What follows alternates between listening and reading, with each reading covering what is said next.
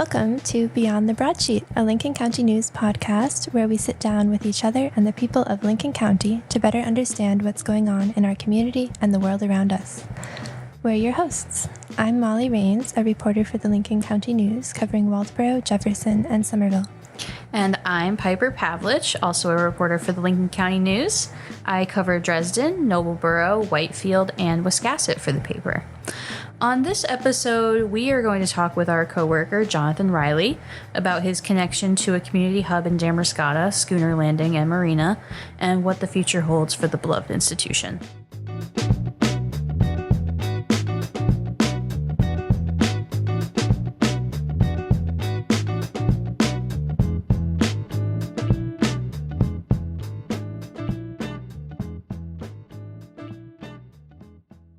But first, let's hear a little bit about the top stories from the Thursday, September 5th edition of the paper. Our biggest headline this week was the devastation of Damariscotta Restaurant and Marina Schooner Landing in a fire that occurred early Sunday morning. The fire burned for more than 10 hours, with crews from across Lincoln County coming to fight the blaze, a process that required more than 250,000 gallons of water. Ultimately, the restaurant, which employed nearly 50 people, was completely destroyed, but the cause of the fire is still unclear.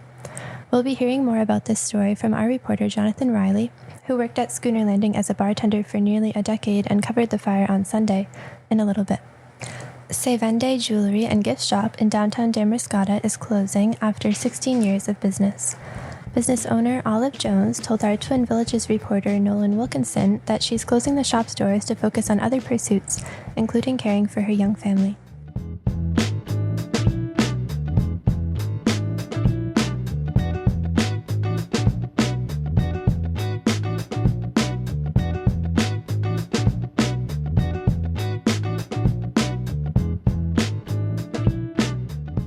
The devastation of Schooner Landing Restaurant in Damariscotta made headlines statewide. Joining us in the studio now is reporter Johnathan Riley, who was on call and responded to the fire to report on it and its aftermath. Thanks for joining us, Johnathan. It's a pleasure to be here on this side of the mic. So, Johnathan, in some ways, you were especially well suited to cover this event because you're very connected to Schooner. Yeah, I started working at Schooner, I think I was 18 or 19 years old. I started in the kitchen, and from there started serving, still working in the kitchen a little bit, and then bartending for the most part. And I think it's not quite 10 years, I think it's 8. One of the head chefs at Schooner would remind me that I didn't quite have 10 years. So who knows? It might actually be. I did come back later on. And so it's definitely 8 years that I spent there. So some really formative times in my life from, I don't know, we're all kind of strange creatures at 18 and then we become people in that 10 years. From 18 to 28, that's kind of a real corridor of maturity in life. So a lot of that corridor I spent walking through the halls of Schooner Landing and on the pier there. Definitely. And I think working in food service is quite a way to come of age. Yeah. And it seems like Schooner had a really unique culture and still has. Do you want to talk a little bit about what you remember about working in that specific building that we lost on Sunday? Yeah, the building was a wooden building on a pier on the Damariscotta River. It was really evident that we were very close to the water. At exactly 8:30, which is when we used to stop dinner service, you could almost see the cloud of mosquitoes come up the river and descend on anyone who was outside or inside. And so you were very aware of your surroundings, but it also used to wear like an Apple Watch or keep my phone in my pocket that would track the amount of miles that you would run. And servers, we would do between 12 and 20 miles in a day. Oh my God. I think the most I did was like 18 or 19, but like people would do, but so like as a bartender, you'd do like 5, 6, 7 miles. So, and all that running around, it was hard to remember to pick up your head and look out on the river, but you did remember. The river did not let itself be forgotten. And those moments at the end of the day, or even mid shift, I remember where you would walk into the kitchen from the deck. That view down the river, it's just spectacular.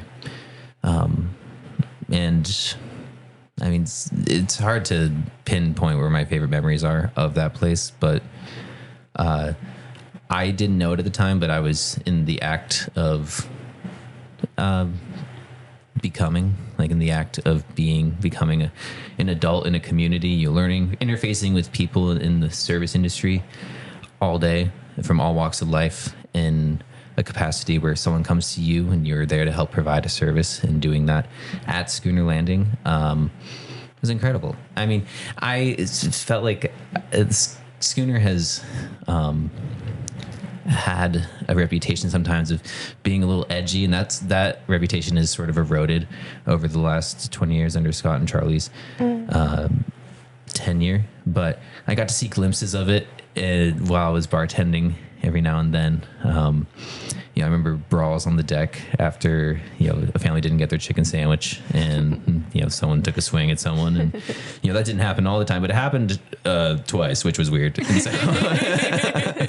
And so those memories of the insanity and the energy, all sort of are a background to the nucleus of those memories, which is the community that formed in those moments, which was with the patrons and with the staff.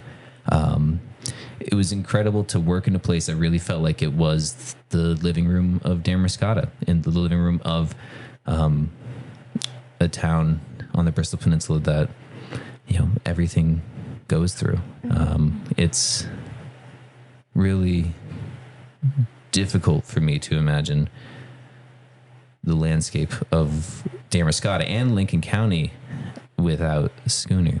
I don't think we have to imagine it too long, but Yeah, I hope not. yeah, I hope not. But it was a tough way to wake up on Sunday. Definitely. Yeah. For listeners who don't know, the fire was discovered in the very early morning hours, and it was, I think, pretty quickly apparent that it was going to be very devastating.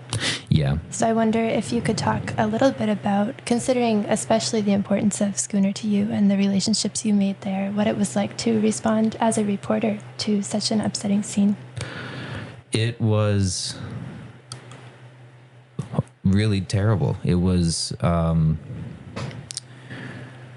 it's hard to describe the feeling of, so I guess I'll back up a little bit and say that when I woke up, I wake up around like 6:30 normally. And so I woke up and checked my phone, and I had missed calls and texts and from friends and acquaintances and neighbors, my family, and some of the texts were less descriptive than others. Some texts were from like Caleb Jones, who's a co-owner at Schooner Landing, and him and I worked together for the whole time I was there. And some texts just said like, dude, and other texts were like, oh my God, I can't believe it. And so there weren't actually, I didn't look at my phone and see many texts that said Schooner Landing burned to the ground. Yeah. Or well, not quite to the ground because most of it's over water, but it's, so waking up to those texts, I like said to Aiden offhand, because we respond to an incredible diversity of emergency scenes. Mm-hmm. So we listen to the scanner all day, and sometimes really harrowing things come through the scanner. So just last month, we got a call for a fire at Shaw's Wharf. And while thankfully that didn't turn into a fire as devastating as Schooner Landing, you still respond to those things and you hear about them. And so when I first saw those texts, it was a different level of concern, but it was also like, okay, hopefully maybe it's just the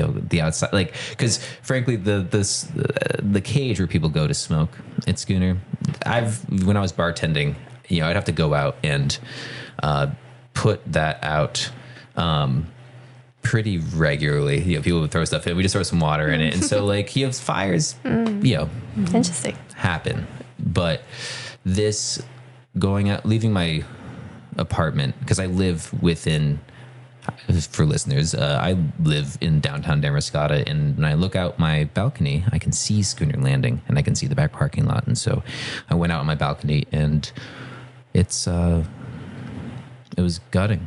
It was,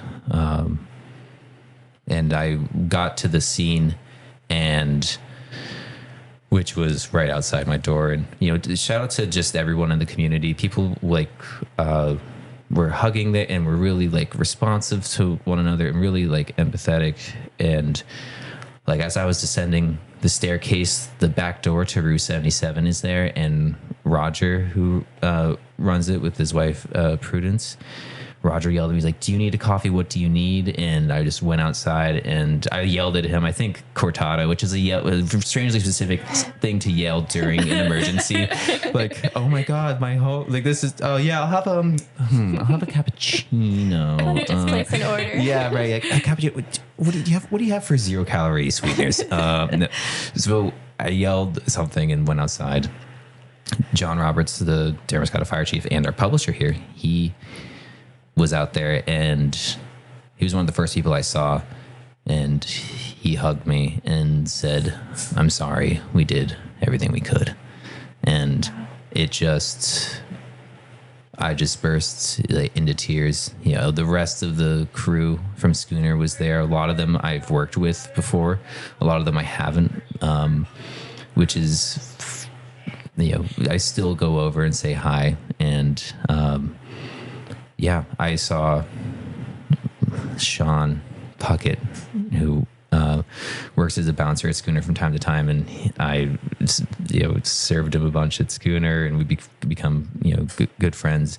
I saw him, and just and everyone else, like Ben Rose and Caleb Jones and Meg Jakowski, and it was just on the shores. Everyone was there, and Scott's wife Katie, Scott Folsom, who owns Schooner, his wife Katie was there, and she yelled at me. She was like, "Hey, newsboy," and gave me a big hug, and we just cried.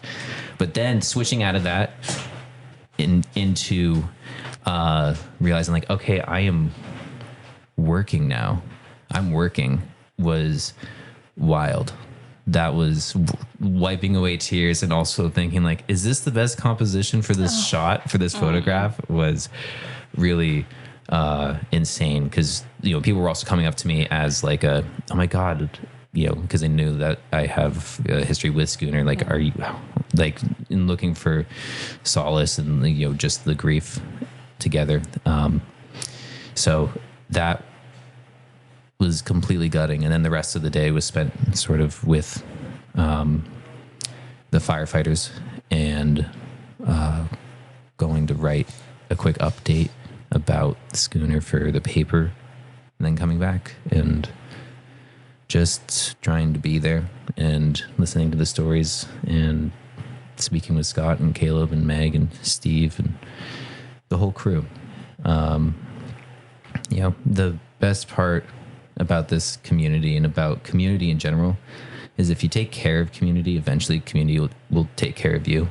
And that is something I think that we're seeing right now with the response from the community to Schooner burning down, because thankfully we're not having a funeral for anyone. What we're doing is we're having sort of a memorial for the building and all the lives that were lived in there, and thankfully not all the lives that were lost in there. So it's as traumatic and terrible as it was to show up there like that. My first thought was that hopefully there's nobody in there, or there was no one in there. And, it was hard. And I hope that this isn't what journalism is, showing up places that mean a lot to you in those moments and having to report the bad news. I mean, it's, but that sometimes that kind of feels like the job too, is that we are very close to life in all of its glory, in the celebrations and in its depths. And, just this past week, a classmate of mine, died in a motorcycle accident. We went to school together from kindergarten through 12th grade. He was in my homeroom. Today I spoke to the daughter of a dear English teacher I had at Lincoln Academy, and that teacher passed away this year, and we're writing a piece about the impact of having good teachers and what they can do to shape our next generation. So this job is hard, but I don't imagine wanting to be any farther away from these things that mean so much to us. I definitely think when you're at a community paper like this, it's just the nature of the work that it sometimes hits much closer to home. Yeah, I mean, because at the end of the day, this community is also our home. Yeah. Well, Schooner Landing employed about 49 people before this happened. Do you want to talk briefly about, do you know if they have plans to rebuild or what the future might look like for the business?